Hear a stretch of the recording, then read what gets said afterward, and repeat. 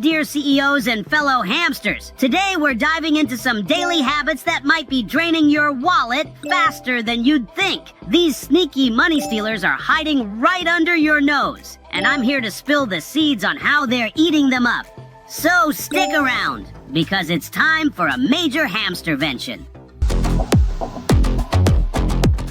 Alright, listen up my furtastic friends. There's a certain silent thief lurking in your lives, gobbling up your savings one bite at a time. And no, it's not that stash of snacks you hide under your bed from your mama. Let's just say it's sneaky, it's shiny, and it costs way more than it should. Let's dive into this video and find out what's going on.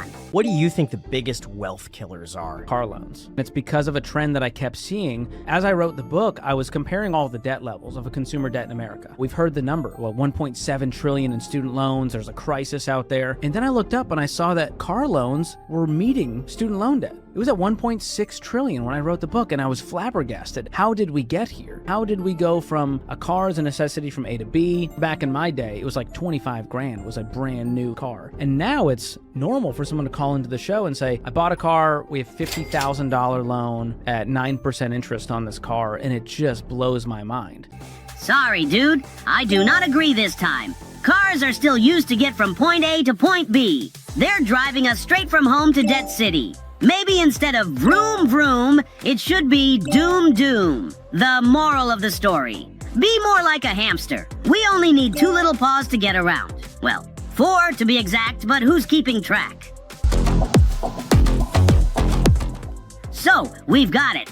No 2 cars, and yes, 2 hamster wheels. But this next guy says there's something much smaller and even more draining in our daily routines. This tiny habit is costing people thousands of dollars every year, as he said, and I'm pretty sure almost all of you are doing it. Sounds scary, but the solution might be simpler than you think. Let's gnaw on that in the next video. Stop buying coffee for $5.50. You go to work, you spend $15 on a sandwich. What are you, an idiot? It costs you 99 cents to make a sandwich at home and bring it with you. You start to add that up every day, it's a ton of money. Most people, particularly working in metropolitan cities that are just starting out on their job, making their first $60,000, piss away about $15,000 a year on stupid stuff. And that's what they should stop doing. $15 for a sandwich? Is there golden seeds in there or what? Anyway, you want me to prep meals and give up my 5 daily caffeine shots? Hamster, please. It's like running on a wheel with no snack breaks. Tons of effort and no joy in life. So next time you're tempted by the smell of fresh coffee, just ask yourself, what would a hamster do? Answer, stash it, and chew it later. No way I'm giving up on this black magic.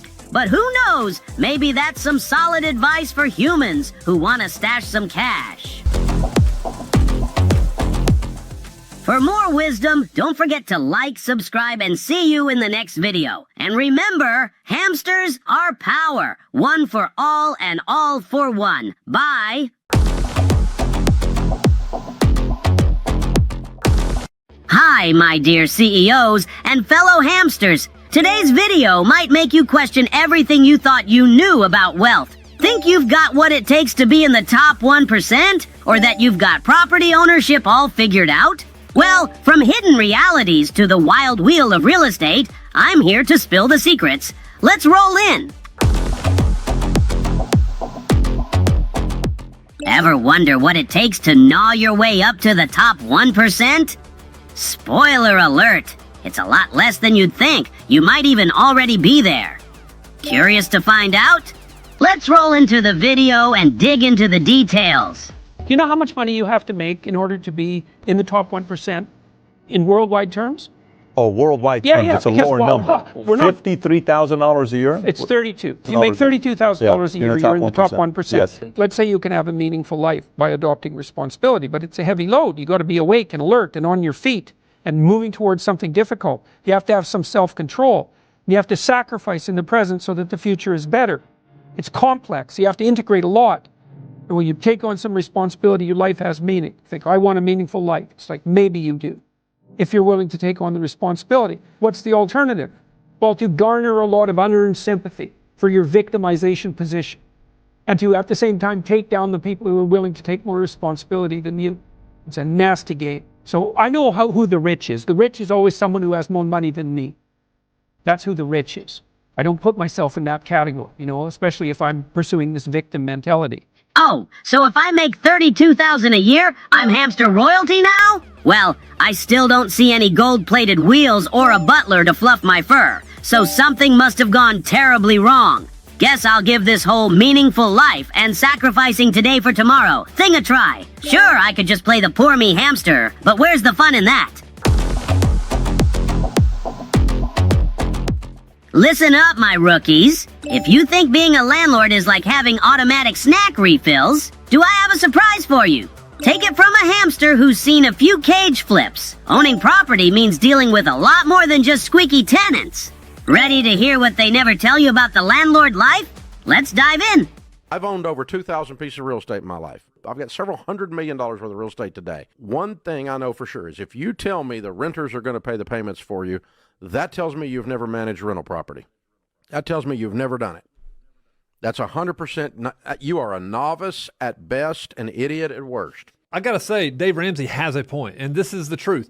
You may think that everything's going to go perfectly for you when you rent a property, but what you might not understand is that life happens. It doesn't mean you have a bad resident. It just means that life happens. People lose jobs. People get sick. There's all kinds of things that can go wrong, so just be prepared if you're buying real estate. And here I thought being a landlord was all about wearing a fancy suit, chilling with a cocktail while the rent just rolls in.